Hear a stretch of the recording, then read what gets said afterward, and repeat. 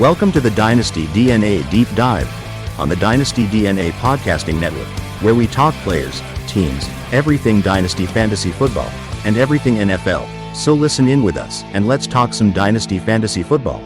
And here's your host, TJ Blake.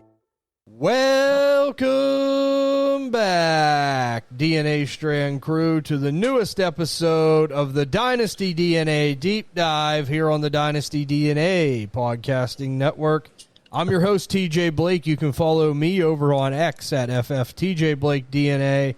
And we're not joined by Big Culture Bob. We have a substitute in place, being on vacation, not allowed to record. I'm sure it's killing him on the inside out. But we have a suitable substitute in place because we have the Dynasty DNA propaganda minister, Teixeira, joining us here today, Justin Tessier. You can follow him on X at Teixeira91. Teixeira, AFC North Division breakdown. You're filling in the Big Culture chair. Are you ready to rock and roll here today? Yeah, I feel I'm doing good covering for Bob, not having to take his favorite team on in the Cleveland Browns and then bash your Steelers. And I feel like I'm going to fit in well and break down this division pretty efficiently. It should be fun.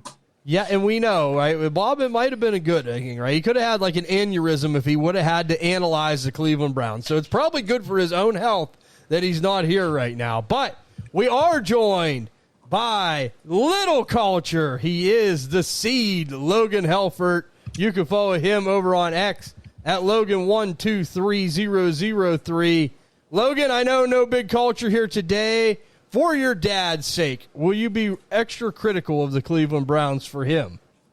I mean, this is my division and your division, so I'm critical of everything that happens in this division, and I can probably tell you a lot of it from the back of my hand. So it'll be fun, it'll be good. We can always shit on our division rivals, so that's always a fun time to talk about. So let's get into it. No doubt. And, you know, it's always going like this. This is how all the division breakdowns have gone. We go from the bottom of the division to the top, according to last year's records, right? That's where we're at. So we're going to have to start with the aptly named Cleveland Browns. And we know Big Culture Bob isn't here to break down the offensive line, so let me just do it for him. It is a mess, right? Because at one time, this was one of the premier units in all of football.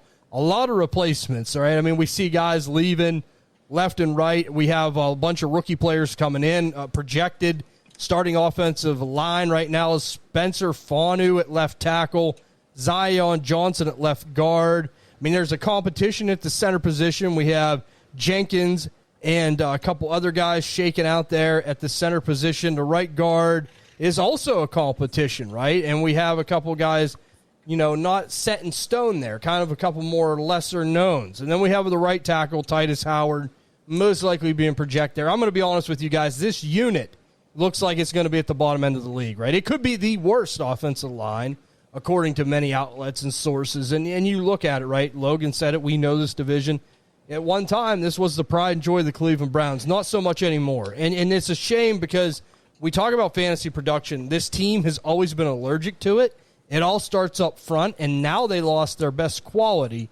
And it just kills me because there are a couple pieces from a dynasty standpoint, from a talent standpoint, that I like on this team. So I just think bad things for the offensive line this year, guys. I mean, if you're really relying on fantasy points from the Cleveland Browns in general, I think you're in trouble. But if you really are relying on fantasy points, I think this offensive line could give you fits. So, Logan, that's how the offensive line shakes out. It ain't looking good. Bottom tier in the league. A lot of younger guys trying to eke out spots, competition, things like that. How's the defense look for the Cleveland Browns? Because all I have to say is Myles Garrett is no longer there, and we talked about this pre-show. I mean, arguably the best defensive player for the Cleveland Browns. I think you can almost give them that. It's given, maybe arguably the best player, but Jim Brown's up there as well. So how does this defense look with no Myles Garrett now? You know, the best thing they did was, I got to say it, trading away Myles Garrett was a good idea. You get into Hall, plus he's getting up there in age. Yes, he just broke the sack record, but realistically, do we have, a year, 2 years until the wheels fall off for Garrett? Just thinking about it. They bring in Quincy Williams as well. Can't forget their fifth-round pick, Justin Jefferson, this time the linebacker. not the receiver. But honestly, it's going to be a little bit easier to run against this team. Don't disregard Carson Swessinger in the middle. Honestly, it's about the same team other than losing Garrett. But Verse is very much a player who needs a running mate. So trying to be a solo show like Garrett was in Cleveland's not going to be great for him. And you know what, Logan, when we're talking about this defense, you're absolutely right. That's the first thing that come to my mind, right? Like, Verse is a very good player, and I think the return that they got for Garrett was sufficient. Like, I mean, if you look at it, I don't think the Browns did bad as far as the trade goes, but the Browns are bad. And that's what worries me, because, like, you look at a Verse, he ain't a solo show. They can't get anything else right. So could they ruin him? There's potential of that, right? So it is concerning, but as you mentioned, Swessinger, there's still some players here. I mean, they're not going to be a cupcake defense, right? But they're still going to be definitely downgraded from last year. I mean, you don't have that solo dominant force anymore, especially rushing the passer. So, I mean, we talk about this offense being as bad as it is. I think that, you know, they're going to be on the field a lot. That could wear them down. So it ain't good for this Cleveland Browns team. Anyway, you cut it here to Shara. So let's get into it, my friend. What's your thoughts here to Shara on this quarterback situation? Let's start with the fantasy end of things. We got Shedeur Sanders, who, you know, was kind of the guy towards the end of the season. Really didn't impress much, right? It's a new regime under Todd Monken. Who knows how longer he'll be there? But Deshaun Watson's rumbling again as far as, you know, is he going to get the starting gig here back in Cleveland? I mean, who do you think it's going to be week one to share? Because I think this is the biggest mystery for anyone that holds Cleveland Browns dynasty assets. Yeah, it is quite the enigma, and bringing in the new coaching staff adds a little bit to that problem as well, because what sort of system that they're going to implement on offense, and are they going to be run heavy? Are they going to be pass heavy?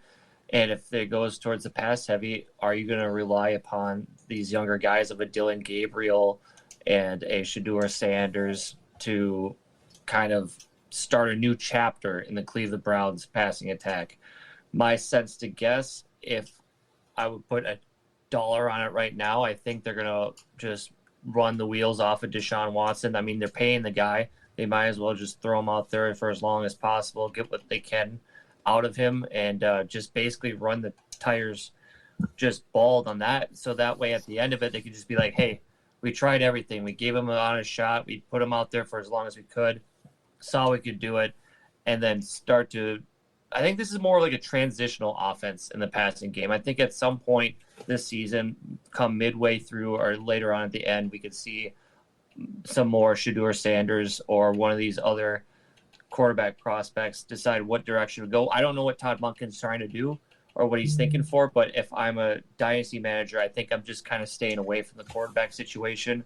And in dynasty, I don't know if I were to roster any of them. I think for the price and the value you could get, I would think, and just the spot alone, I think, I know it's dirty and nasty to say, but just let Taylor Green just sit on my taxi spot and see what might happen, because I think it's just too much risk and too much of a liability to try to rely upon the passing attack from any of these quarterbacks here in Cleveland, despite bringing in, as we'll get into later, these wide receiver options and the Harold Fannin. For sure. And I think that's, I mean, look, I'm not saying Shedeur Sanders isn't going to play, but I do think it's going to be Deshaun Watson early, at least. I mean, I look at it the perspective, I think Todd Monken isn't a fool. I mean, as far as football goes, I think his schemes are kind of foolish, but from a person standpoint, I think he's not a fool. I think he knows he could be a one and done here in Cleveland, especially if it goes really bad. And I think that, you know, that's definitely on the table. I don't think that that's a joke. I think he could be a one and done. So he's going to look at it like, let me play the veteran quarterback. I mean, he's going to try to go with the older guy, try to get something out of him. And to be honest, I think management's going to support him in that decision because they have so much tied up into him, right? But, I mean, like you said, to share a long shot, you want a taxi like a Taylor Green. There's nothing wrong with that. If you have a Sanders or a Gabriel, just hold them, right? I mean, see what happens. But I don't expect big things like you out of this quarterback room. I don't. And I just think it's probably going to be Watson early. I don't know about you, Logan. Is there any difference on your opinion with this quarterback in Cleveland? Do you think it's going to be Watson? Do you think it's going to be Sanders? Who do you think it'll be? I it should be Watson. But the Browns are going to Brown. And honestly, I wouldn't be shocked if they said Dylan Gabriel was running out there first to be the first week starter.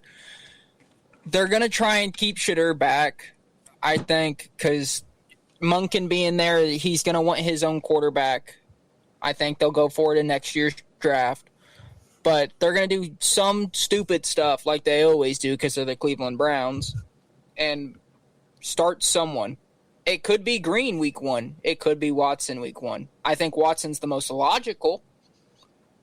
Why not run the guy out there, let his legs fall off, and then go to your second stringer or your third stringer? I don't want to put any money into Watson because I just don't agree with getting those massages like that, how he has them. But right, no doubt. But like we look at this from a fantasy perspective, right? Like I'm like you guys, I'm not investing in any of them. I just think that for all the listeners out there, if you have some of these guys roster, we're trying to tell you what we think's going to happen. But now as far as investing in them, definitely don't do that. Like I agree. Yeah, no. I don't believe in any of this offense whatsoever. And there's guys on it that I really love, and it's just a pity. So we'll just start there. Logan, Quinshon Judkins, right? I mean, you guys know how I feel. Q is RB1 for you. I still think that he's the best back, pure running back out of that class. I think he has that ability. And what he was able to accomplish on such a bad team last year, the little flashes that you've seen, he's very capable. But as a dynasty asset, I mean, I got to admit, like, Cleveland's where careers go to die. It just doesn't look good.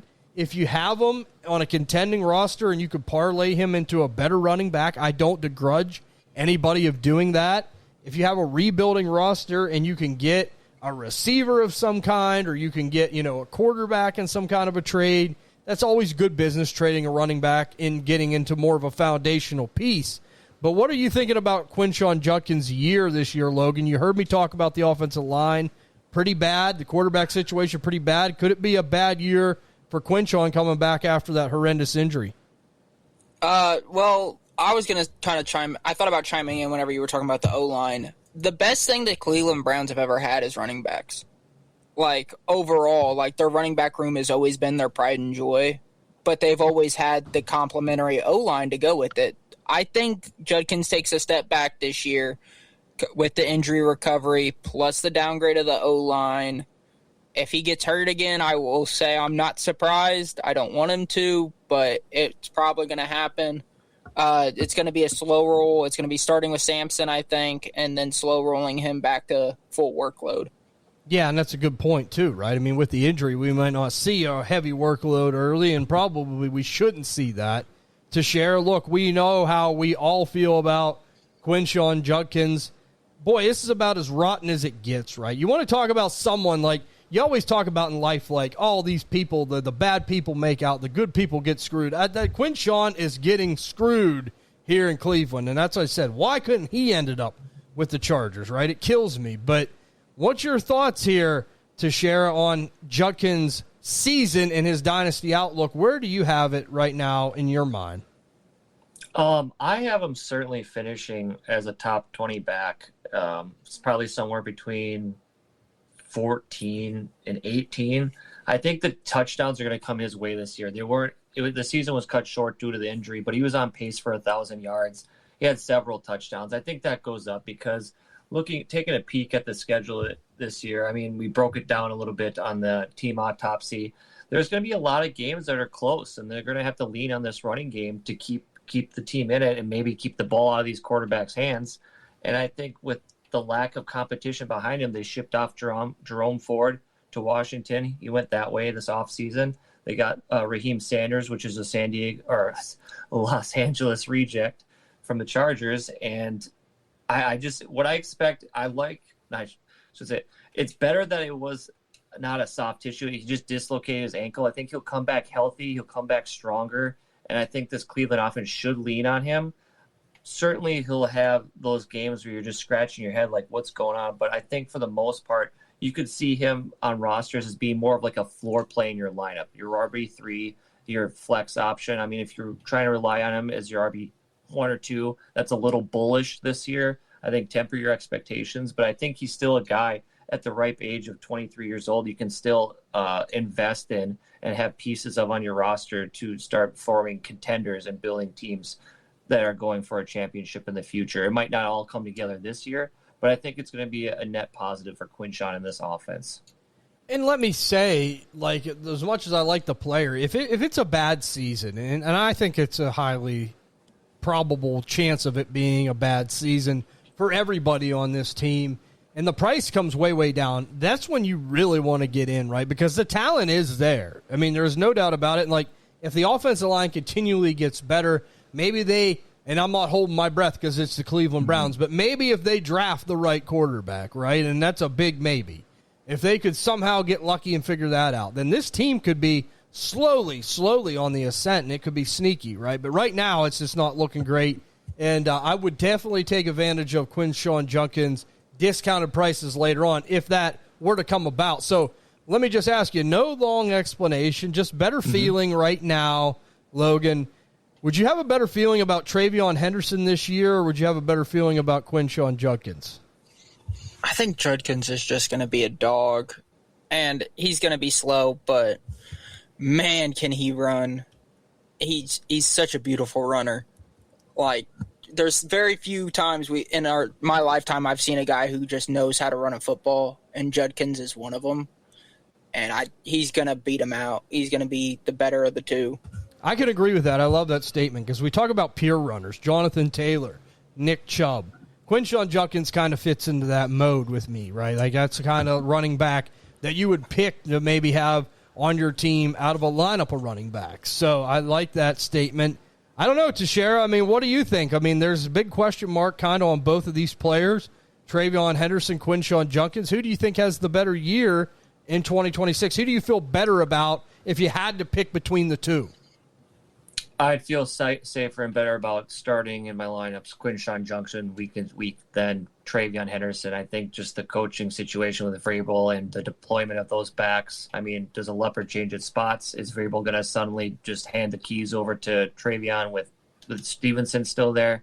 I think with the full workload and that sort of pace, that Judkins have more consistency. You have a better long season than TreVeyon will have boomy weeks and busty weeks based on just volume and opportunity.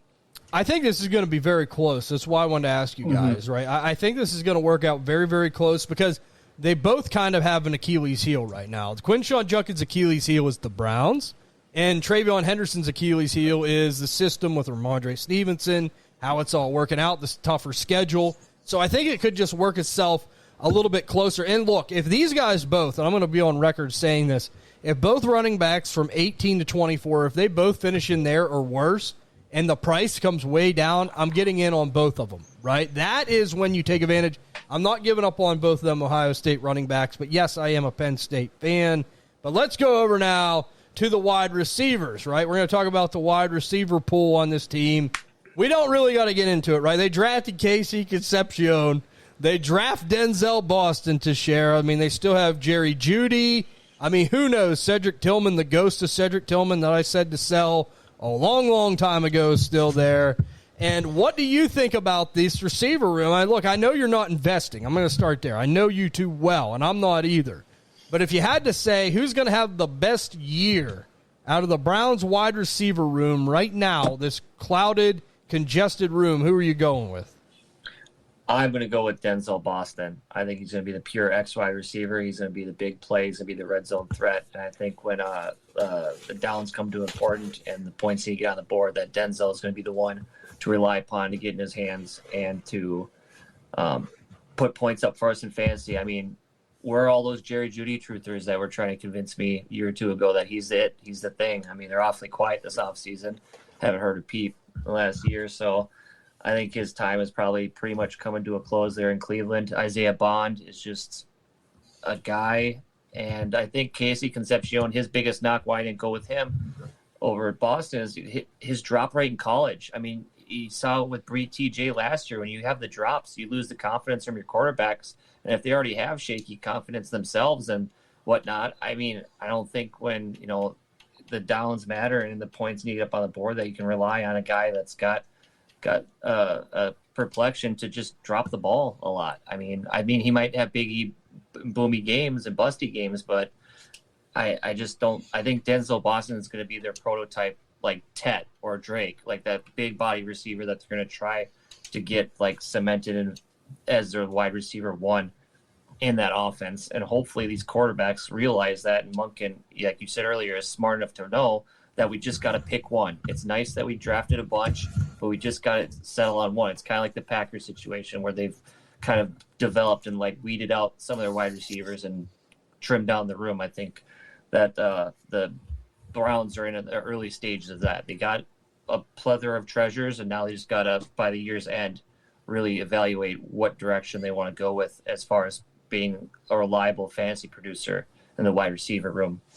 And I like what you said, because like we see Green Bay kind of fall into that trap, right, of like one's enough. I mean, that's just it. I mean, like, you got so many guys there, you can't distinguish who the number one target is, and I don't think it'll be any of these guys because we're going to get into the next player here shortly. But, I mean, as far as wide receivers go, Logan, I think Teixeira has a valid point. I mean, you look at the size, you look at the draft capital, right? I mean, this guy should command them type of targets. I mean, I don't think it's a stretch to think that he won't see the number one corner. I mean, they're definitely kind of leaning a little bit more in Boston's favor, but I don't know where you're at. Which receiver do you think finishes at the top of the pile of this shit mountain?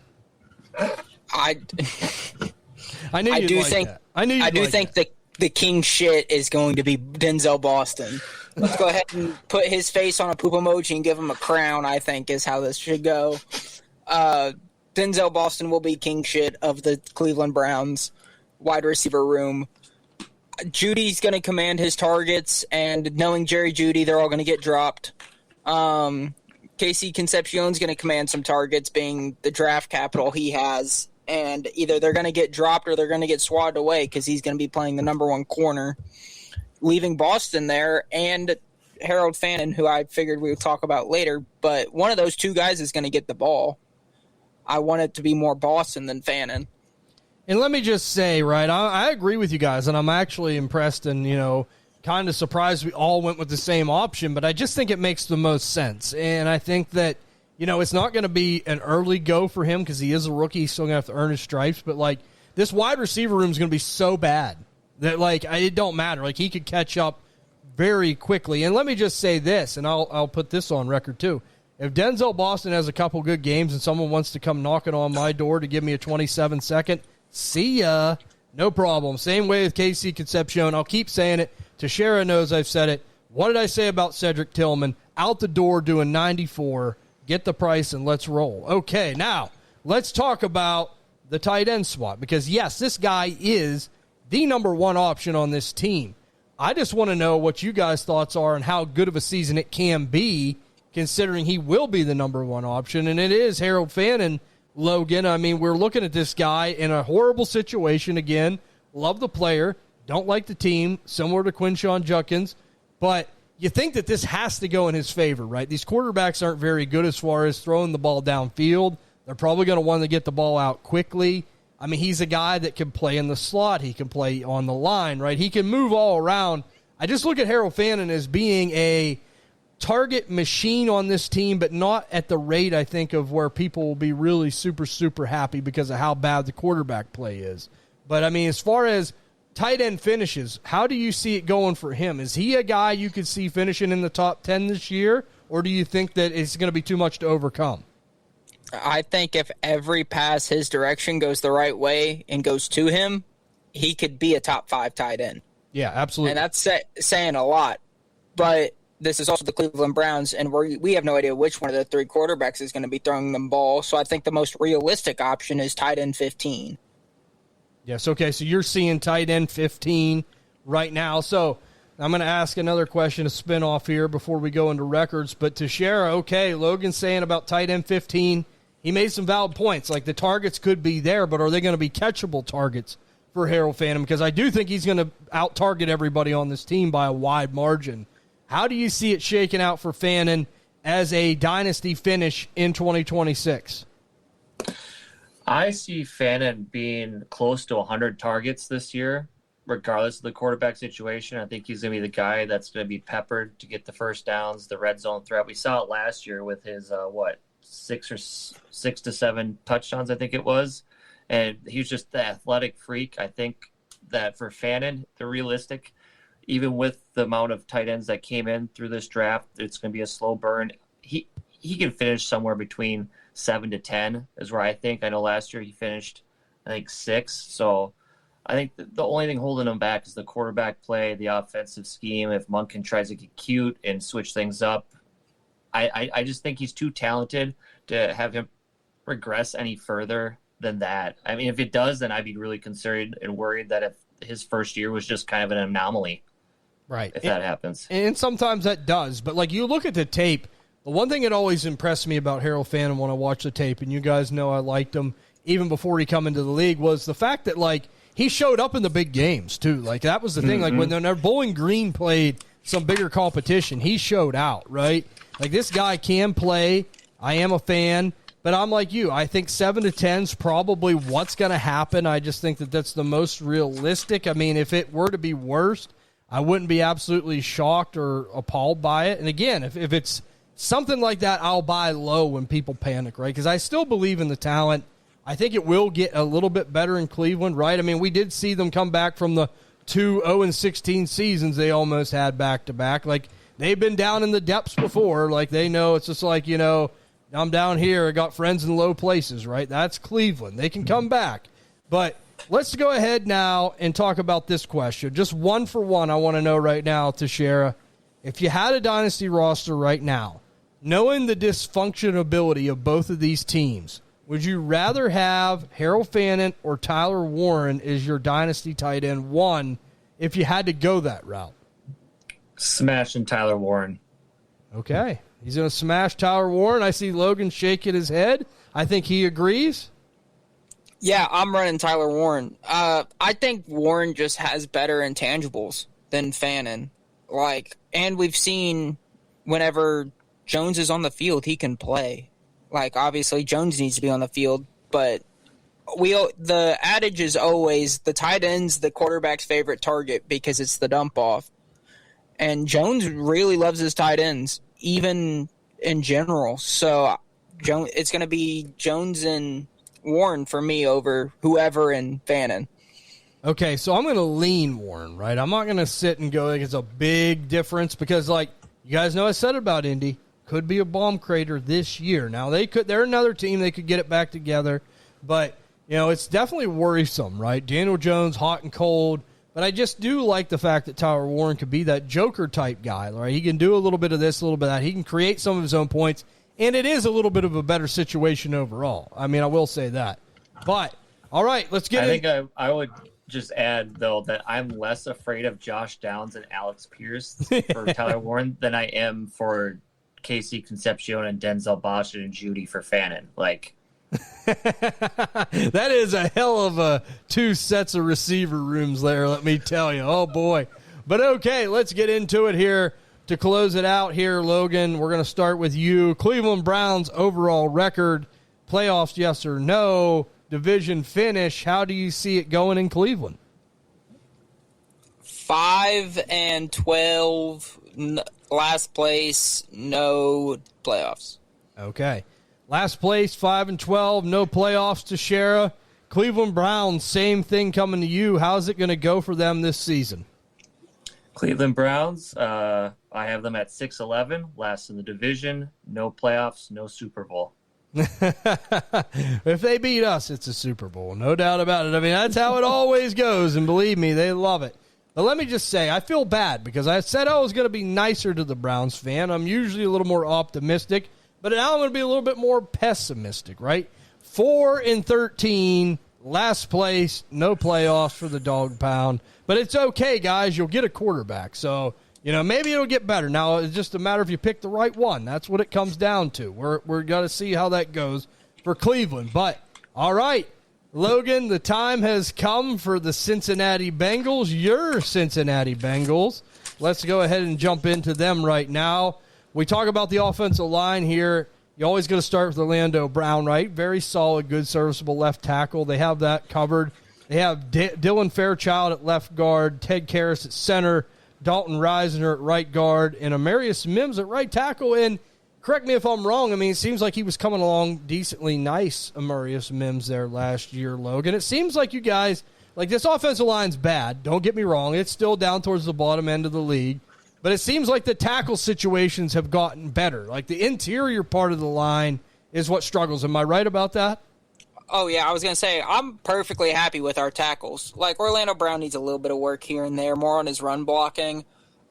Mims actually was putting some stops on some of the big names. There was a couple times where he let up, like, no pressures to Garrett, no pressures to Max Crosby. Like, he was able to make some work happen. It's that interior. More than anything, it's our guards. Like, I'm not excited about Fairchild or Reisner being our starting guards. Karras I can get behind because he's a center, you know. As long as he can snap the ball well, that's all I care about. As long as it ends up in Burrow's hands, that's what matters to me. Right, and that's got to get that interior, the offensive line going, you're right, but it is nice to see the tackles going in the right direction. Maybe this offensive line could slowly work their way up to middle of the pack again, but all right, I mean, you guys made the big trade, I know, bringing in Dexter Lawrence. I mean, I know you're going to be talking about the defense. Go ahead and tell us about the Bengal defense. I know it's been a calamity over the last couple seasons as well. Has it gotten better, Logan? I think it's the most improved defense I've seen since Burrow, improvement-wise. Like, not as much actual talent and skill, but the best improvement in an offseason since Burrow got to Cincinnati. You can't not talk about Dexter Lawrence coming into Cincy for the 10th overall pick, and that being all. We signed him to like a 3-year extension after we got him in. Bringing in Jonathan Allen from Minnesota is actually a good pull because now we actually have 2 solid defensive tackles to work with.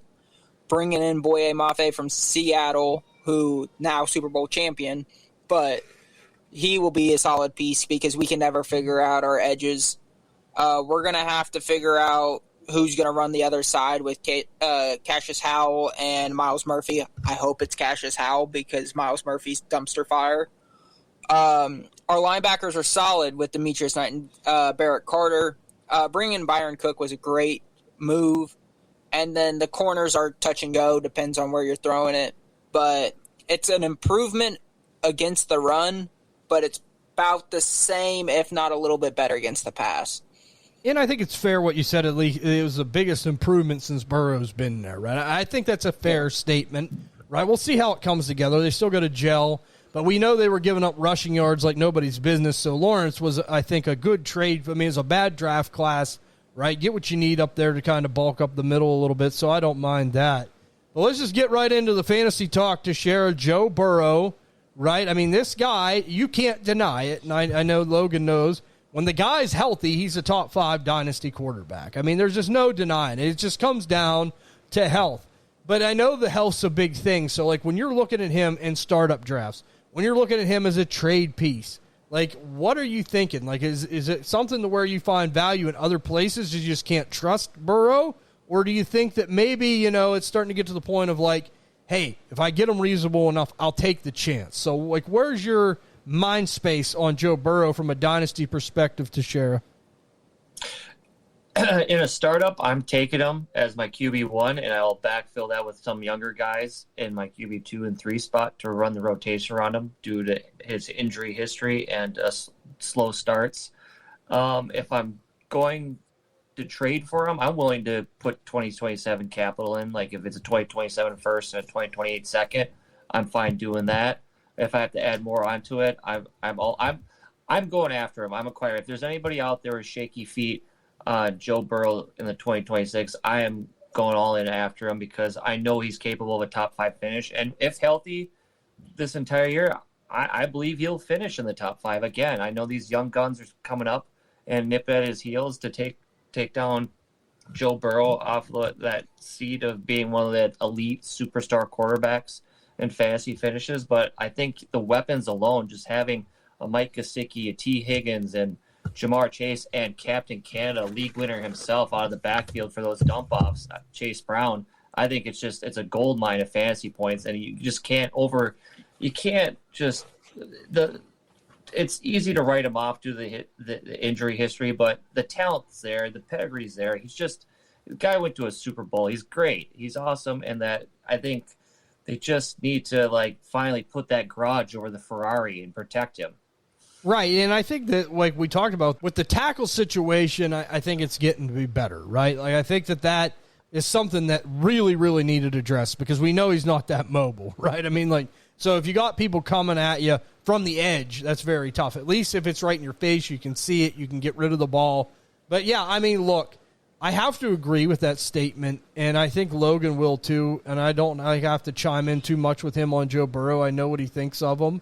But I just look at it like the guy, if you look at his history, every time he's been available for 16, 17 games, you do get the quarterback 5 finish. And it's going to be there. The weapons are there. The offense that, is built around him's there as far as producing fantasy points. The offensive line, the tackles have gotten better. Like, if I could get him for a 27 first and another piece, I would do it, right? Like, I would take that gamble. I mean, if I could get him in a startup draft, reasonable position, I don't mind doing that either. I would much rather gamble on him than Lamar Jackson long-term. I mean, I just would, right? And we'll get into that. I mean, as far as a long-term dynasty asset, they both ain't pretty to me long-term, but if I think I had to put my eggs on the basket, I would say go with Joe Burrow, as far as long-term longevity. I think that you could just eke out a little bit more there. But, Logan, just real quickly, I think you agree, right? You're going to go ahead and you take Joe Burrow in your startups if you have to. Like, no one's saying you don't take him over like Josh Allen or people like that, right? Maybe you like Caleb Williams. Maybe you like Drake May. I don't mind taking them guys, but if you do fancy Joe Burrow, I don't think you're scared enough to not draft him. Am I right about that? I mean, I'm taking him, but that's a hometown for me. But also, like, it's a valid reason to be scared. His injury history isn't great.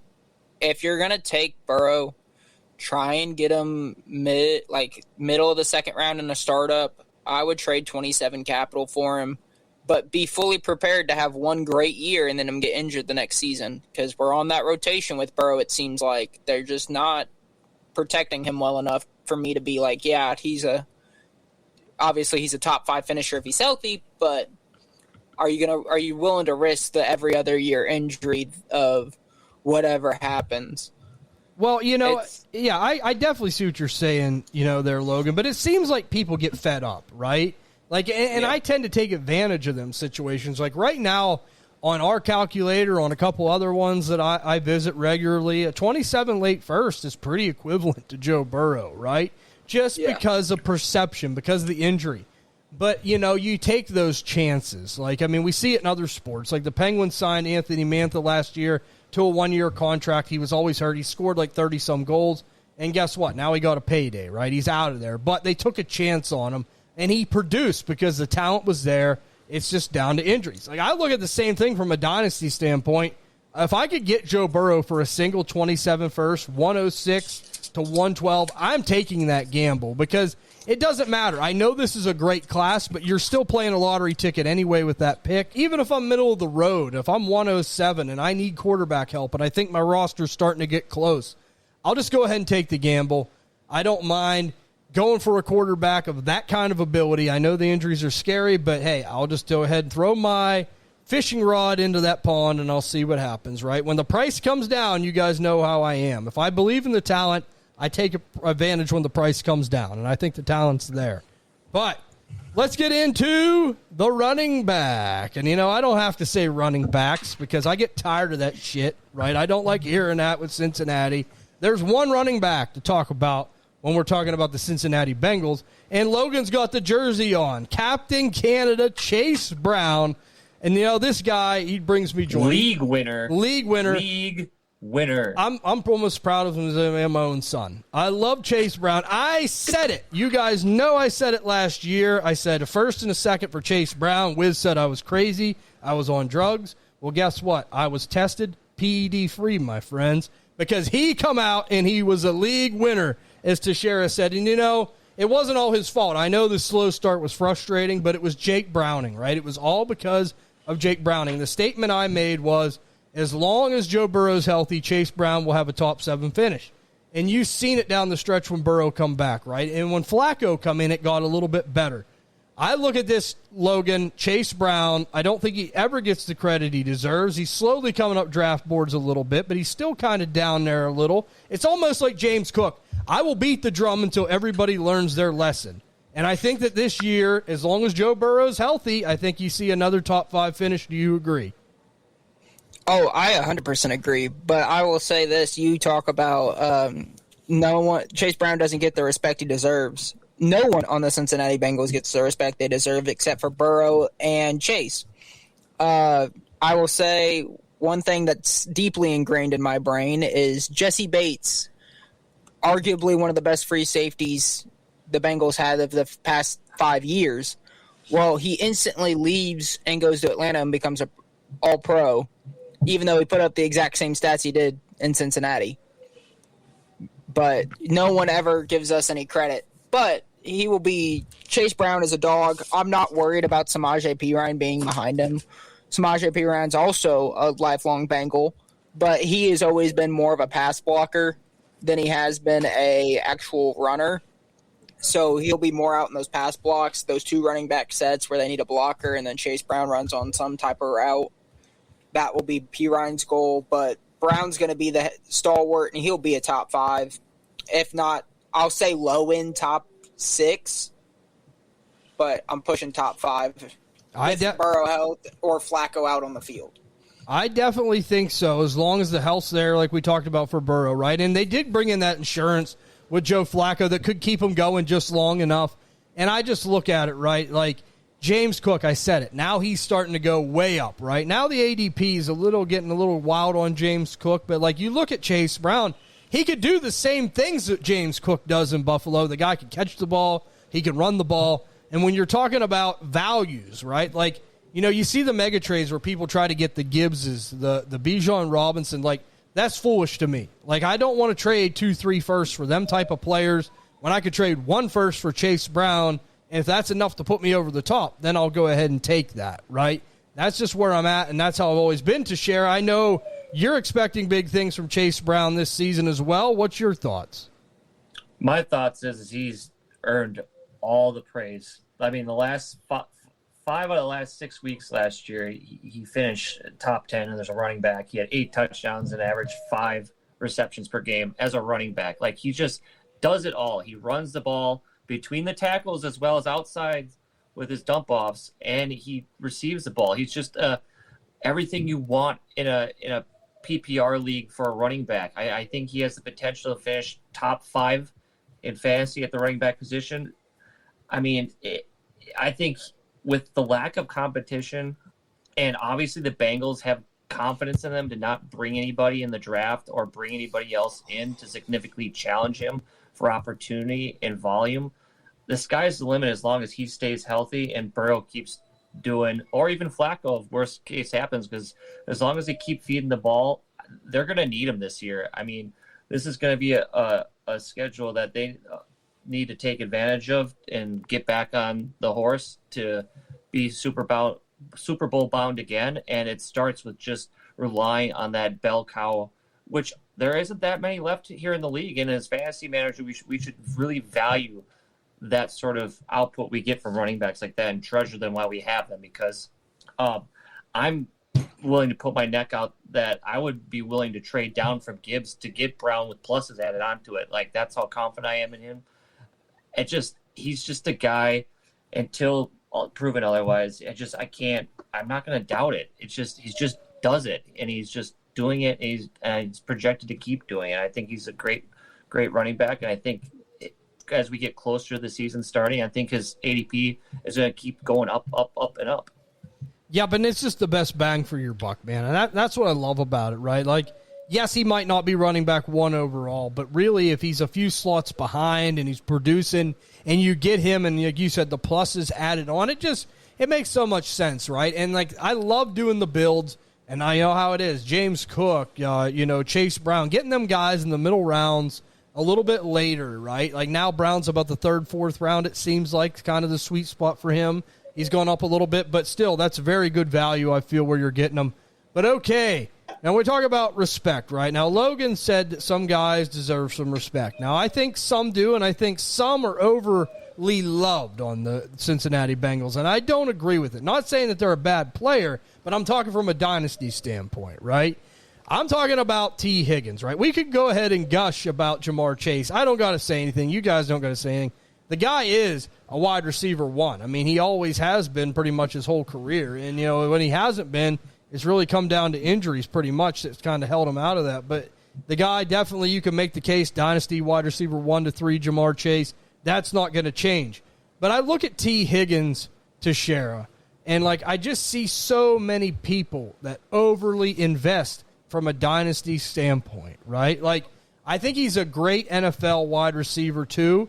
I think he could be a one on a lot of teams, but for whatever reason, he just seems to always let us down a little bit. When I talk high-end wide receiver twos, I feel like I'm cheated a little bit with T. Higgins, and I think a lot of it's come down to the Burrow injuries, but when Chase Brown's getting his, when Jamar Chase is getting his, is it enough to sustain a T. Higgins? And I look at him as a guy that I personally like to take and try to use in other trades to get other players. Now, I'm not going to sit here and undersell the guy, but if I could trade a T. Higgins right now and go get an A.J. Brown or something like that, I'm doing it if I have a contending roster, right?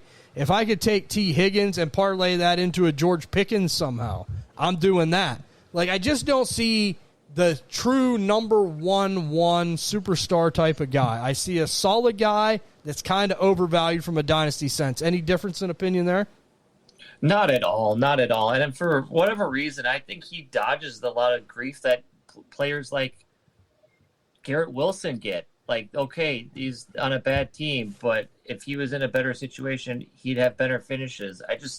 I'd rather spend up in my startup drafts and get Jamar Chase if I'm in picks 1 through 5 than waiting in later rounds to go and take a T. Higgins. I'm more confident to rely upon the production there. I mean, I like him if he's on my bench to flex in when needed and fill in for a wide receiver 2 or 3 on a bye week. But I've never been the type of fantasy player to invest in him. I've been burnt by him a couple times in matchups, and so be it. But I just never got that warm, fuzzy feeling that this is a guy I need to have in Dynasty. This is a guy I need to have on my rosters for fantasy on contenders to really anchor my team to propel me to get me over the hump. I think he's a good guy to get where you need to be, but I don't think he's a guy on rosters that you need to be overly investing draft capital or moving significant players in other positions to try to acquire to fill out your wide receiver room. I think you can do it from other younger players and on other teams. I think he'll have a respectable year again. Expect more of the same, but it's to your point, it's more frustrating than fascination with him. For me, I'd rather just avoid it all. Right. I mean, you look at the numbers, it kind of backs that up. I mean, highest finish last year, a wide receiver 15, which is great. But I just look at this as a moment maybe to sell high. Logan, look, I mean, I think as far as what the Cincinnati Bengals do, the way they have it built on their team, I think it makes sense. But from a dynasty standpoint, right, I don't know. I just think the value, what people perceive him to be, can be a little much for me. I don't know, this team. I mean, is your opinions any different? I mean, what's your thoughts? I'm just going to chime in and say he had less receptions than Chase Brown did last season. Right. By 10. Right. Granted, his yards were he doubled Chase Brown's yards. Right. But he is a contested catch touchdown machine. His pride enjoys the red zone. And honestly, what happens, and I've seen the games to tell you, what happens is we use Chase Brown and Jamar to walk down the field, and then they both get covered in the red zone, so we just throw it to Higgins. 11 touchdowns last year. Next was Jamar with 8. It's not a big difference, but it's enough for me to be he's a touchdown guy. He's not much else, and you're not going to get consistent production. He needs to fix his target, his drops, but he's a solid piece to have if you're going to have him. Like Teixeira said, he's a rotational guy at the end of the day for your dynasty teams. For sure, and I think if my team was loaded and I had T. Higgins in my flex, I'd feel good, right? I'd feel real good. Mm-hmm. But if he's my wide receiver too, it just leaves a little less desired. And Logan said it. And that's what I noticed, Logan. I watched this team, this is my division too, And it just seems like, he's like kind of the third wheel when it comes to targets sometimes. But it's weird how that works because the guy has talent. But, look, if someone wants to come to me and offer me more than they should for T. Higgins, you're not going to threaten me with a good time because I think you could get better. And, hey, if you're loaded and you have him in the flex, I think that makes sense, and that's respectable. And I think that's more along the lines where I'd feel comfortable having him if I had a contending team like that. But, all right, let's just get into it right now. Cincinnati Bengals, overall record, Logan, division finish. How do you see it shaking out? Playoffs, yes or no? Where are they going to be this year? The Bengals fan wants me to say that they're going to be like 10-6, make the playoffs. But I hate Zach Taylor to every single bone in my body, and I want them to go 6-11, and him and Duke Tobin both get their asses out of Cincinnati. I think I've been rubbing off on this network, right? I mean, I like it, Just call it out when you see it. 6-11, third place. Logan's hoping for some firings. Can't blame him because I have to agree with him. I think Zach Taylor has to go as well. That's an anchor that's holding back that yacht, right? He is sucking the last little bit of the Super Bowl run's balls, and this will be the season that it's make or break, and they said it last year. They said last year Duke Tobin and Zach Taylor, this year is make or break, and I want it to break. I like Duke Tobin a lot more, our GM, than I do Zach Taylor, because at least this year he tried to, salvage himself. But, we need upgrades in the O-line, and we need Zach Taylor out of town. Make him an offensive coordinator if you want to. Just don't let him be the head coach. All right, so Logan says third place, 6-11, no playoffs. Pessimistic about his team. I like that. So, okay, Teixeira, same question coming to you. Cincinnati Bengals here from the jungle. What do you have for overall record division finish and playoffs, yes or no? I'm going to go with under the context of they're fully healthy and they have an early bye week this year, week 6, but that last 6 weeks of the schedule is juicy. They can make up a lot of ground in the standings, and I wouldn't put it past them because haven't we seen it 3 of the last 4 years where they're fighting to the last week to get into the playoffs and they're just scraping by the edge of their teeth? I got them finishing 12-5, first place in the division in playoffs. Oh, my. To share with a vote of confidence. I love Chase Brown. Run him into the playoffs. I love Joe Burrow, top 5 quarterback finish. And Jamar Chase, what do you have to say? I think the only thing that needed to happen is for them to reinforce some of those pieces on their defense. They did that in the draft. They did that in some free agency. I think that their situation's a little bit better. That second half schedule is what really got me. They might start off slow. They might start off 2-3, 1-4, going to the bye week. But after that, I think some of those matchups that they could take, if they could take advantage of, they have a potential of finishing first in the division. Okay, so to share a big vote of confidence for Cincinnati, I have them at 9-8. Okay, I have them at 9-8. I have them finishing third in no playoffs. But another, I know this division. These are records that usually happen, right, with these teams. It's going to be close. It's going to be very close. That's where I see it going for Cincinnati. Improvement, and hopefully for Logan's wish, they fire the coaching staff, maybe get rid of a little bit of that front office. But, okay, let's talk about Wiz's Baltimore Ravens, and let's just get into the offensive line here at Baltimore. We know that Tyler Linderbaum's gone. That was the biggest loss by far, maybe from any offensive line this offseason, right? That guy was arguably the best center in the league. And you look at it, right, they still got Ronnie Staley on the left tackle spot, holding it down, being an anchor over there. He's always been solid. They got some Vega Lonane, some guy, must have been a Samoan guy, left guard, I don't know. If I butchered the pronunciation, we need Ty here. I apologize for that. We have Danny Pinner and Corey Bullock battling it out for the center spot with Lindenbaum's departure. We have right guard John Simpson, and we have right tackle Roger Rosengarten. And let me just tell you right now, Wiz will tell you, this offensive line is not good. He's worried about it. It's definitely an Achilles heel of this team. Very uncharacteristic of Baltimore. Usually they always are physical. They can move people around. I think Stanley, by far, is the best offensive lineman they have there. But outside of that, there's a lot of question marks on this unit up front, right? I mean, I don't see how they're going to really survive the loss of Lindenbaum, who was the anchor in the middle for this team. And it definitely has got me a little bit concerned, Logan, but let's go ahead and talk about the defense, right? I mean, they do make a big splash move, bringing in your former defensive end from Cincinnati. Yeah, they bring in big crybaby Trey. They have some injuries out there on the D-line right now. Hopefully those guys can come back. It's going to be around the same defense they had last year. There's not much changing other than Hendrickson. So he'll play that outside to help out, but nothing I'm excited about. I think the defense is still going to be a tough one to play against, no matter where you look at it. They always are, always respectable, right? I mean, we know they got pieces, Hamilton, other pieces that are kind of just pains in the ass when it comes to fantasy football at times. And that's just Baltimore.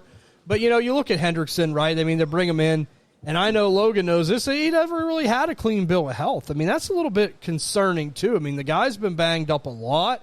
They want to get after the passer more. I think that was their big thing last year, which was odd for Baltimore because they get after the quarterback a lot in the past. I mean, we've seen it. That's kind of their MO, and they just really weren't getting there last year, so they bring him in hopes that maybe they could have a more of a vaunted pass rush. We'll see. I agree with you, Logan. It's going to be good any way you look at it. It's just how good. And I always worry when I see Baltimore or the Steelers or, it just, I don't know. Like, I mean, they could be down a little bit, but it's still a little bit of a concern when my fantasy guys are going up against them week to week. You got to check and see how the health of the unit is overall. Teixeira, okay, let's get into it right now. Lamar Jackson, right? I mean, I talked about a little bit with the Joe Burrow debate. One could be maybe a little bit more sufficient than the other as far as long-term goes. Maybe they're about the same due to injury and health, but I always talk about the decline of Lamar. You got to be ahead of this, right? And it's not just him, it's Josh Allen. It's other running quarterbacks. At some point, the rug's going to get pulled out from under you, and you don't want to get caught holding the bag.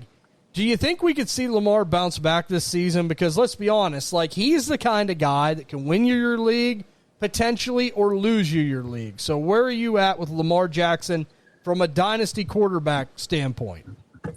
For me, the way I'm playing it, if I have him on rosters, I am going to sell high on him. I'm going to play off one of those big weeks he has and sell high because I think I'm with you that the cliff is coming. I think the legs are going to give out at some point. And with Jesse Minter, I think this is going to be a more run-first type of offense. I know they invested, we'll get into it later, pieces on the offense in the draft, but I'm leery of if he doesn't give you a full 17-game season, he's bottomed out your teams. And I'm not willing to do that on contending rosters. I'm not willing to play that risk. I'd rather go play the gamble of Joe Burrow injury history and his injury risk, and then I'd gamble with Lamar Jackson and his injury history. I mean, he's coming off a bad an injury-riddled season, a bad year. I mean, if he starts putting up quarterback five numbers, I'd be willing, even on a contending roster, to move off of him and come off of him. Like, this is the year to do it with the new coaching change coming in. And just I'm not really an ageist here on the network, but like for mobile quarterbacks, once you hit that 30 mark, it's one or the other. It's not like a slow burn. It's a full on just poof out. Yeah, no doubt about it. I mean, you look at it from the standpoint of like, look at Cam Newton, right? I mean, the guy was a fantasy tank. You start getting up around 30, that changes a little bit. And it's like anything else. You lose a little bit of athleticism. And I've said about Lamar on this network a lot. Like, the thing is like if he goes from quarterback 1 to 5 overall to quarterback 17 to 18, it's a catastrophe. Like, because I just don't think he has the throwing ability, the weapons, anything around him to propel him back up that high again. So if the running goes, that's what you're looking at, is a more mid to back end quarterback too. Not saying he still couldn't be sufficient to win Baltimore games with their system, but as far as these high-end fantasy MVP performances, them could be out the window here, Logan. I know that Big Culture always says it. It's a tool in the toolbox we like to have, the running, but it's something we don't want to rely on for everything. I think with Lamar Jackson, you're pretty much relying on everything with that. Do you agree, and are you concerned with the 30 age cliff fast approaching here? I'm concerned about the 30 age cliff approaching, And honestly, the biggest upside for Lamar that happened this offseason was getting rid of Daniel Falele. I know, oh boy, Wiz has talked a lot about him because he's an absolute dumpster fire. But getting the offensive line a little bit better. It might not be great yet, but it's getting a little bit better. 30 is a hard number, especially whenever it comes to mobility and the injuries he has. Like, he's got a back injury that was last season, right? Like, all those back and leg injuries aren't going to be helpful for him. The more you rake those up, the lower and lower your rushing production gets down. And obviously, with him, his production relies on both facets of his game. Same thing with Baltimore. I think if he can't run and pass, it's not too much longer for Baltimore being a staple of this division. Yeah, and that's it, right? It's all going to ride on Lamar's legs. And you look at it, right? Jesse Minter coming in. I'm sure he's going to run Lamar some. I mean, you have to do that knowing that's your quarterback, and that's the kind of game you want to play anyway. But you're going to get a heavy dose of, like, the Greg Roman days, right? I think that we might see a little bit of that again for the Baltimore Ravens. It could come back, and I know Wiz will just be cringing if that happens. So we'll see, but it's just one of them things, guys. You got to get ahead on this stuff, and you got to be careful. Look at Kyler Murray. Look at Cam Newton. Like, these names we bring up, like, you know, all of a sudden the value just completely drops out. It's like when you're carrying a heavy bag of garbage and all the stuff just blows all out, and you're like, shit, I got to clean it up now. That's how it could happen with Lamar very quickly. Teixeira, you want to say something before we move on? One caveat to all this. They brought in an OC, Declan Doyle. Are you familiar? He's from the Ben Johnson coaching tree. So if there's going to be one saving grace for this Baltimore offense, they can get some creativity and just get some juice in the playbook to maximize the strategy with deploying Lamar this season to try to get his ceiling performances. I keep an eye on that as far as what Lamar's ceiling is going to be to what his floor might actually be, bringing in Declan Doyle. I have high hopes for him. I think he's going to be good. Coming from that Ben Johnson coaching tree, I'm going to give me the benefit of the doubt there that he could be able to salvage some of these games with Lamar. We'll definitely have to see. It's tantalizing as far as this turnover. Big changes in Baltimore and Pittsburgh, right? Like we haven't seen in a long, long time. And, hey, just got to be careful with some of these guys, right? That's all we're saying. Might want to get ahead on it. But let's talk about Derrick Henry really quickly. Good year out of Derrick Henry. Is at the end, Logan, what's the Kings' outlook for you? He's going to take a little dip. I think he's not going to drop in rankings. I think he still stays where he is, but his production, it's going to be the smallest bit of like 15 yards of a drop, maybe drops a touchdown off of last season. But he's getting to a point where he's going to end up slowing down. I don't want it to be this season, but I think it's going to be a slow burn decline, kind of like we saw with Kamara, where it's just going to be a slow decline, and he's still going to be peeking his head out. Let me just say by the this. end of his career. Let me just say this. Enjoy the ride while you have it, because I think Yes. I do think that this is probably it this year, right? Now, I'm not going to ever bet against Derrick Henry, but 32 and a half years old, right? I mean, it's starting to get up there. I mean, we're talking about otherworldly shit if he could go past 33 years old. So I'm not saying sell. All I'm saying is be careful. If you have him on contending rosters, absolutely you're going to keep him and ride him till the wheels come off. I mean, I expect another running back 7 to 10 type of year out of Derrick Henry. I think he could get there yet again.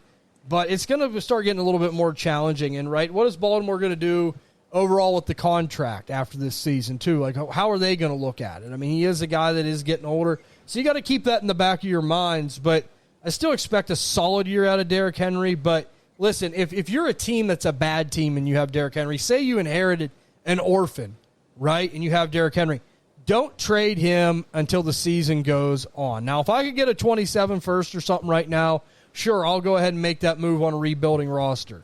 But if I'm a bad team and someone just wants to give me a second, I'll just go ahead and gamble and just bank on Derrick Henry's ability, seeing everything we've seen.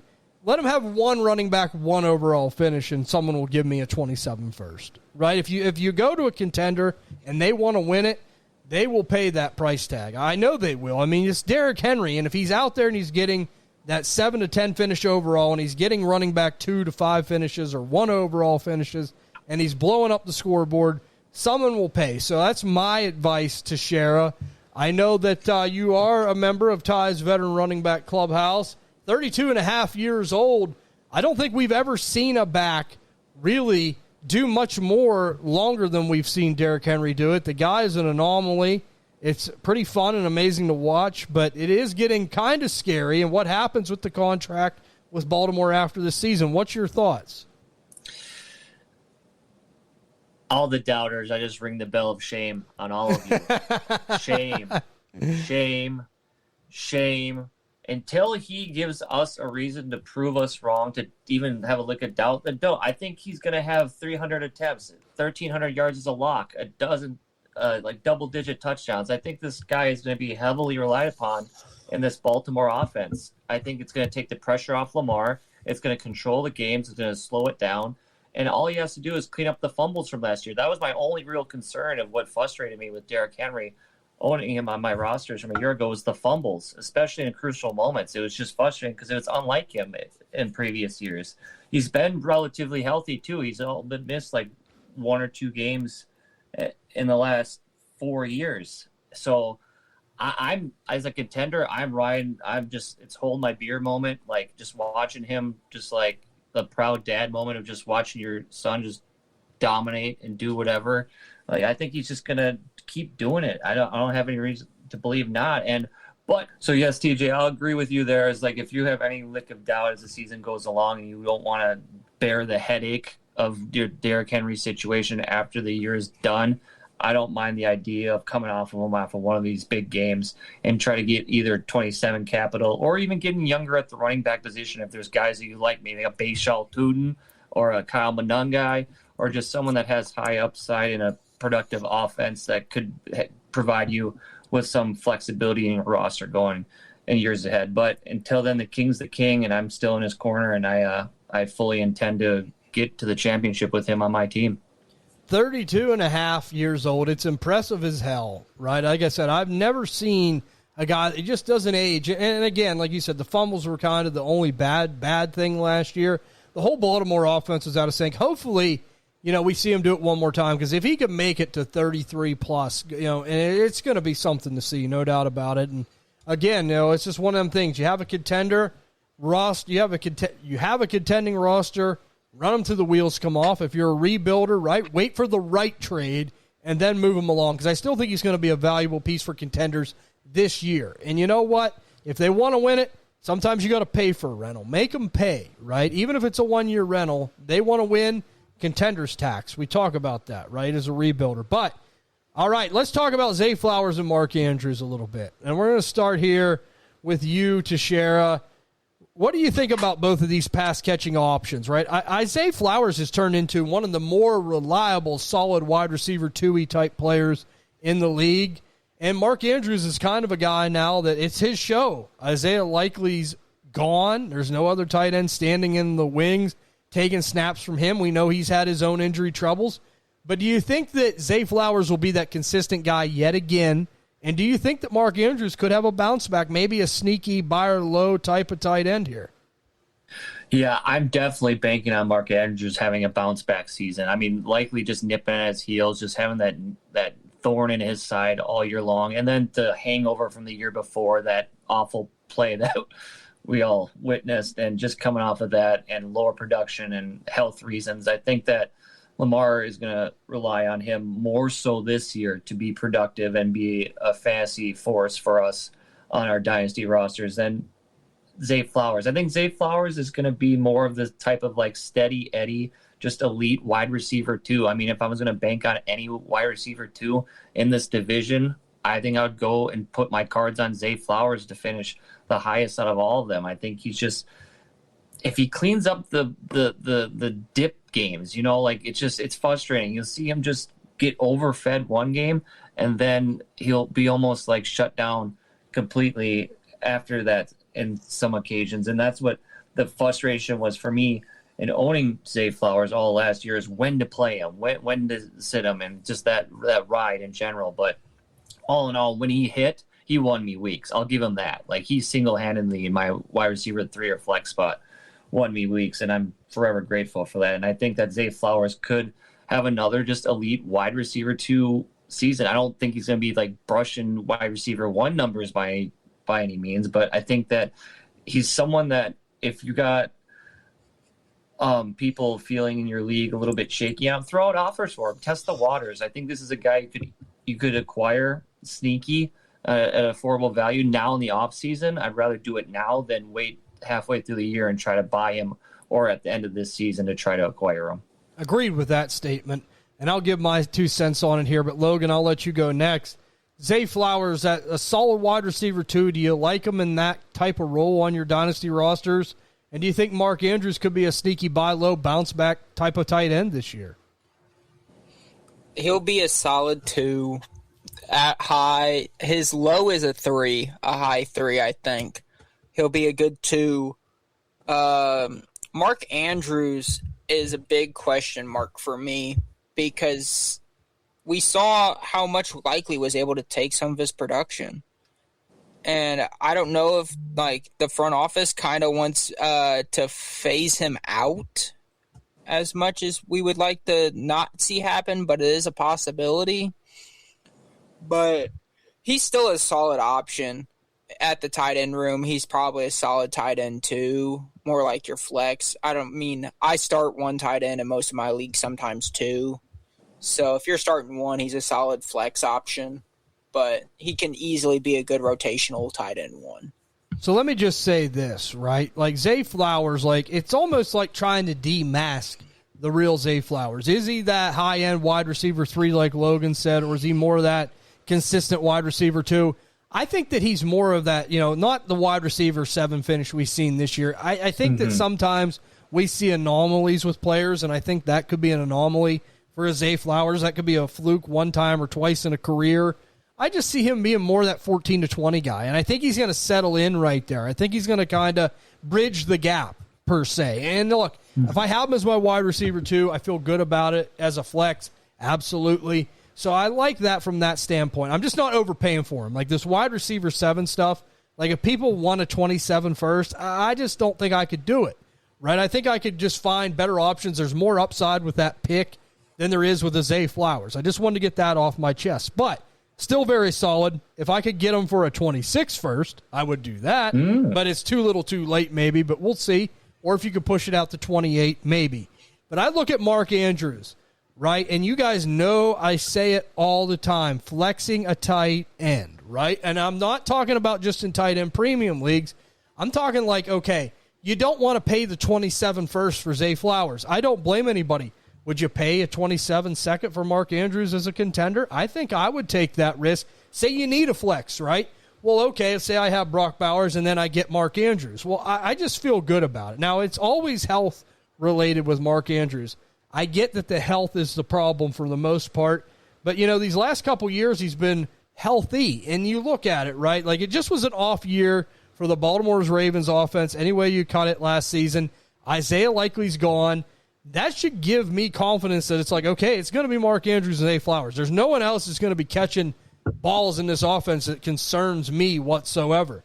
So, the guy's proven it to us in the past. The proof's in the pudding. And when I can buy low on a guy that's had a tight end 1 season, that's had a tight end 4 season, that's had a tight end 5 season, then I'm going to buy low and take advantage now. And I just want to get that stressed out there. Like, there's so many people that worry about flexing a receiver, flexing a running back. Well, what's so bad about flexing a tight end? If I have good receivers, if I have a good tight end, if I have good everything and I need a flex, I don't mind flexing a tight end, and especially one like Mark Andrews that could come through for you. You can get it done on the cheap, right? So always keep that in mind. Now, the crucial question, Baltimore Ravens, overall record, division finish, playoffs, yes or no? Logan, where do you see it working out for Baltimore? I think they end up 10-6 and winning the division. Okay, so that's a playoff appearance too for the Baltimore Ravens. Teixeira, Baltimore Ravens, playoffs, yes or no, overall record, division finish. Where are they in your mind? Division second, record 11-6, And playoffs, yes, in one of the wild card spots. Okay. So I have it. The Baltimore Ravens finishing second at 9-8. Same record as the Cincinnati Bengals with the tiebreaker. And they are second, and they make a wild card, right? I think that they will make it this year. I think they will edge it out. This division's always close. But let's get into the final team. My team, the Pittsburgh Steelers. Oh, holy hell yeah, we have a new head coach. You know, I've asked for this for so long. It's about time we get out of the mediocre Mike range and we get into another Mike who some say is mediocre. But I don't care because we have someone new there, and that's all that matters. So let's talk about the Steelers' offensive line. This unit has been a very disgusting, disasterful unit through the past couple seasons, but we're getting some better quality there, and it's maybe going to get a little bit better coaching than it's ever got under Mike McCarthy's tutelage. We have Troy Fatanu at the left tackle. He was our first-round pick a couple years ago. We have Mason McCormick at the left guard. Probably one of the weaker spots on our team is going to be the guard positions yet again. Zach Frazier at center, a guy that, you know, could turn into one of the better centers in the league. He's got a lot of juice and hype around his name right now. Right now, the right guard spot's open to competition. Spencer Anderson, Brock Hoffman. There's a couple other guys kind of duking it out to see maybe if they could get in the mix. And, hey, I'm not opposed to putting Broderick Jones there. He can't play tackle. Maybe they'll do that. They have the right tackle. It's either going to be Dylan Cook or it's going to be the rookie, Max Ahonashare, right? Max I, some like to call him. So it's a young unit. It's still not a good unit. It's still down towards the bottom third of the league, but I think it's going to be a little better than people think. I think it's going to get coaching. I think that's what it needs, and I think that's what's going to help it. All right, Logan, Steelers defense. Let's talk about it here for 2026. I know they made a couple changes and bringing back some familiar faces as well. Yeah, so they bring in Jaquan Brisker and Jamal Dean to play free safety and corner. They bring in Sebastian Joseph Day from Tennessee, who's a solid rotational player. Can keep all your guys nice and from breathing heavy. Let me figure out my English here. Obviously, you can't disregard Cam Hayward and TJ Watt being two of the best defensive players on this team, if not in the league. Perfect pairing together, I think, more than anything. Obviously, Patrick Queen, Peyton Wilson, who's always on the upswing for that linebacker room, Alex Highsmith, Joey Porter Jr., who plays exceptional football, almost like he's a second-generation NFL player, some would say.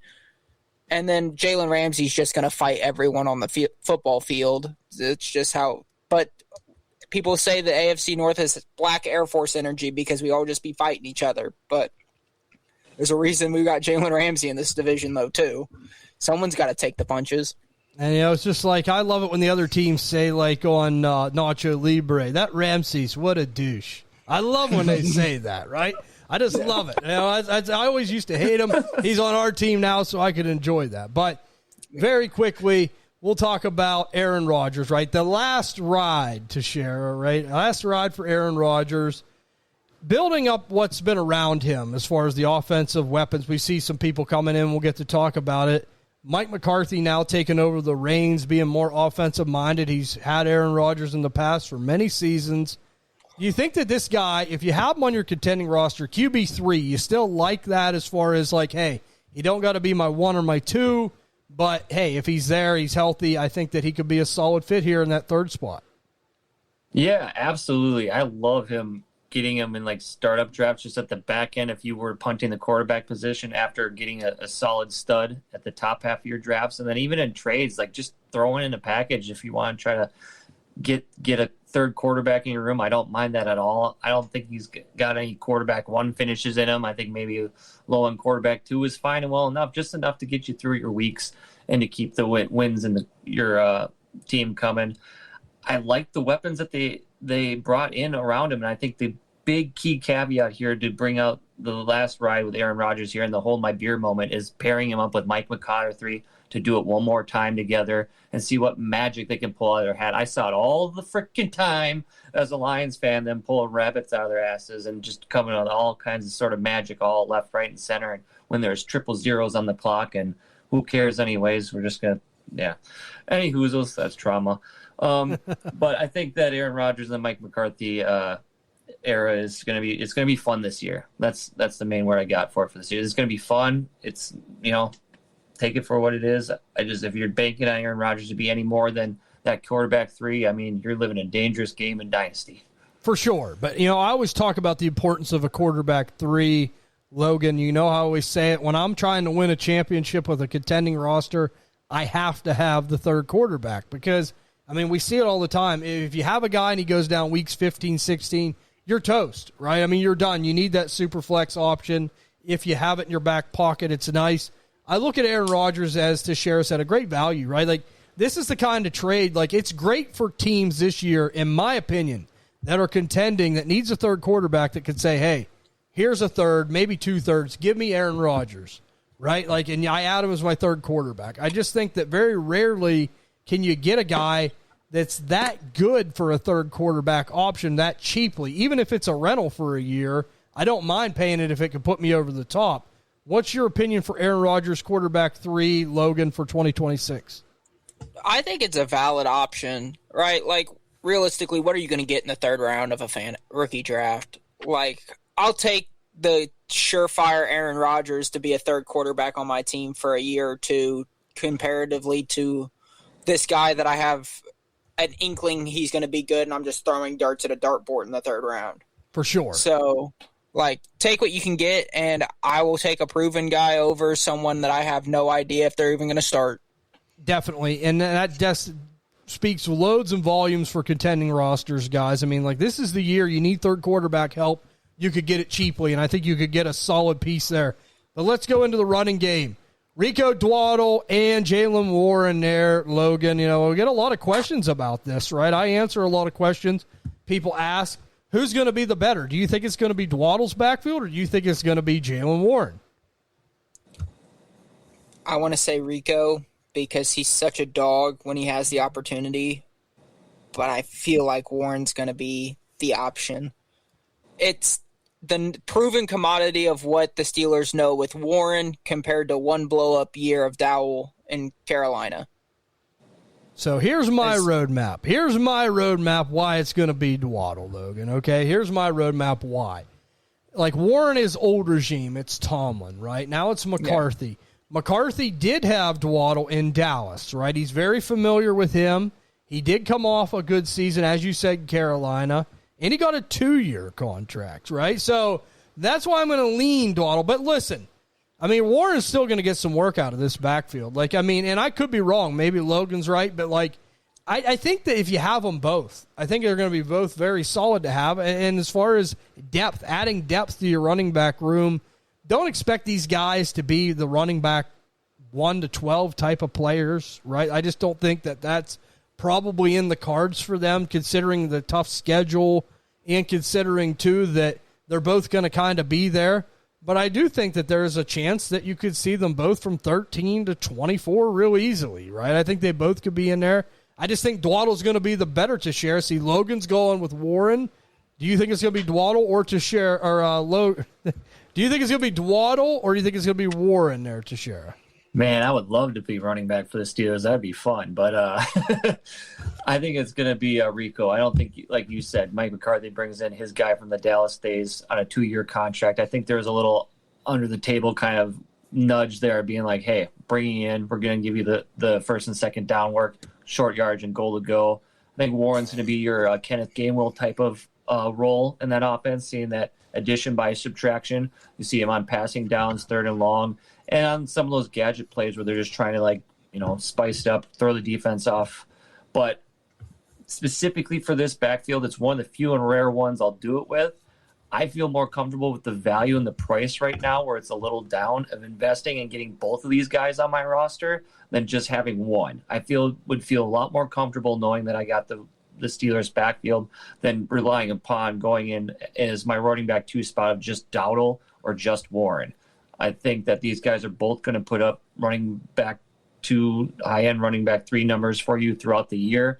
And I think the running game under Mike McCarthy is going to take another step forward than from the Tomlin years, of where I think Kenneth Gainwell was a cool story. He was good last year, but Aaron Rodgers didn't have a wide receiver 2 for most of the year. So Kenneth Gainwell just feasted. Now we'll get into their additions at the wide receiver position, but I think the dynamic of this offense is going to change, and you're going to see more of a system of how I said earlier, Dowdle is going to be deployed and Warren's going to be deployed. It could be frustrating for you in fantasy, but I think it's going to be a lot more consistent than it's going to be high ceiling coming from both those guys. I can agree with that. Now let's get into the wide receiver room here for the Steelers, right? This is like a basketball team. We've been talking about this is a big unit. It's in your face type of unit. They got their wide receiver 2 here, Teixeira, in Michael Pittman. And, I just have to say this. I have to send Chris Ballard a Christmas card from the Colts for getting Michael Pittman on the Steelers, right? It's like that episode of SpongeBob where he tattoos I Heart Bubble Buddy, Mr. Krabs does. That's what I did with Chris Ballard whenever Michael Pittman come over to the Steelers. I was that happy. So let me say this. I think that this unit, as far as value for a flex wide receiver 3, like this is some of your better value here in DK Metcalf and Michael Pittman. You could get these guys for like the 204, 203. That's considered kind of even on the calculator, right? So like you throw a second or a second and a third at one of these guys. I would take either of them to Shara for that price. I don't know what your thoughts are, but I think, man, for that kind of price, what good value you're going to get in return. And I think it's going to be sneaky. A lot of people don't expect it. Absolutely. I think if you guys can get them out there in the dynasty world at value right now before the season's going, I think this is the prime time, because as soon as the season going, you start seeing these numbers show and this offense start to click, you're going to have to pay higher prices. And I'd rather invest now and may be wrong later than trying to play catch up and spend higher prices to get these guys on your roster as a contender to try to make a run of the ship. So that's the way I would do it. And overall, I like the options, all 3 of these guys together, with Aaron Rodgers just hucking, chucking, and letting it sling for one more year. Definitely. And, Logan, I think that you even recognize that this was much needed for the Steelers, a wide receiver, too. They needed it. They got a guy that's like the perfect guy. He's not a prima donna in a Michael Pittman. He could play next to DK Metcalf, and he really don't care about, I didn't get as many targets as he did. But I look from a dynasty standpoint, right? Like Aaron Rodgers, Mike McCarthy, you get both of these guys. I mean, as far as the price tag, like it's a good price tag for either of these players, what they've proven in the past for a wide receiver 3 flex type option on contending rosters. You agree with that? No, I'm agreeable with it. I hate the trade more for Steelers in like actual NFL than I do the dynasty aspect of it. I feel like they're just 2 of like the same players, except Michael Pittman's head isn't 80 times bigger than it actually is, and he's not a prima donna. But they play kind of the same style of they're the big contested catch guys who can get up there and get the ball down. But I think it's a solid 1-2 punch. If one's not there, you got a solid number 2 who's going to work the field. You okay with the second price for both of them players if you're looking to add wide receiver help? I think they're both worth a second. I mean, I'd probably say Metcalf is more early second, and then I'd probably put Pittman more into a later second. Right, and I think that's fair. Yeah, and maybe it's like this. Even if you had to give up a third on top to get either one of them, right? Yeah. Like we talk about that too. I'm okay with that. But yeah, I agree with you. And honestly, that's what's great about it, right? And I think touchdowns are going to be there. And I'm just going to say this. We don't got to get into it. I'm going to say this for Teixeira because I know he likes him. Darnell Washington, if he's out there and he's on your waiver wire, pick him up because he did get a contract, and you never know, right? Aaron Rodgers does like him. He likes his personality. He always latches on to someone as a friend. He likes Darnell Washington, so we'll see. So good waiver wire ad, and I think Pat Freiermuth, listen, if someone just wants to give him away for a third, if I need backup tight end help, I think that's really good, depth to add in there as well. So I don't mind that either. But okay, to close it out, Steelers overall record, division finish, playoffs, yes or no, Logan? Where is it going to go for the Steelers after winning the division last season? Well, Pittsburgh's going to Pittsburgh, and they're going to be 9-8. Second in the division. They'll make the playoffs, but be a first-round exit. You're going with the same narrative, right? All right. Always. Mike the same Tomlin's narrative. gone, Logan. That's right. Okay. That's right. He's Still gone. the Steelers. There's a little bit of magic now. We got magic Mike, not mediocre Mike now. All right. So, Teixeira, Steelers division finish, overall record, playoffs, yes or no? Where do you see it going? The stink of 8-8 is gone. They're 10-7, third in the division, wild card spot, and they're going to upset one of those higher seeds this year. Okay, so you guys, are kind of surprising me, all in the same kind of, realm of where this division always finishes. So, people said it's close. It's competitive. I think it is. I think if one of the divisions in the AFC could have 3 teams out of it, I think the AFC North will. It usually does and can. And let me just say this, right? I have been very critical of this team. Not this year. They're going to win the division. They're going to be 10-7, one game better than Cincinnati and Baltimore, and they will make the playoffs. Now, I'm not going to say they're going to win the playoffs because I see who they're playing first. But, they will have a chance, a little bit more equipped of a chance this year to maybe win a playoff game. But they still got to get the quarterback position fixed long term. But I like what they did with this offense, and we needed a new look there at the head coaching spot. But it could go either way. This division is very close. It's very contested, except for Cleveland. Right? We'll see what happens. We'll see what happens. All right. We punt. That's right. This division is culminated by either everyone's above 500 and really freaking good, or everyone's trash and the division winner's 9-8. That's right. That's how it always goes. Yep. That's how it always goes for sure. You're right, But Logan. we're better than the NFC South because that's not every season. It's just that once in a blue moon where one team's the winner at 9-8. That's right. And then always some team tries to lose it rather than win it. That's how it always goes. But let me just say, what a great episode, guys. Teixeira, thank you for tuning in with us. This show, hopefully Big Culture Bob's having fun. He did stop at a store in Florida. I'll call him out on it. It's called Lefties. I know that he was sharing that in the group chat. He can't say it's a left-handed mess anymore when you're shopping at Lefties.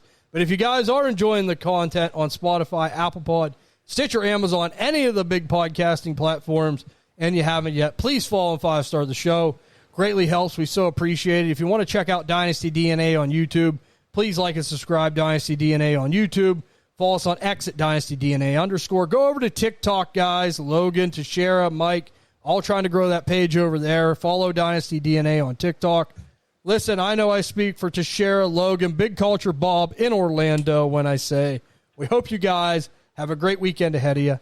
And we'll see you all on the next episode of the Dynasty DNA Deep Dive.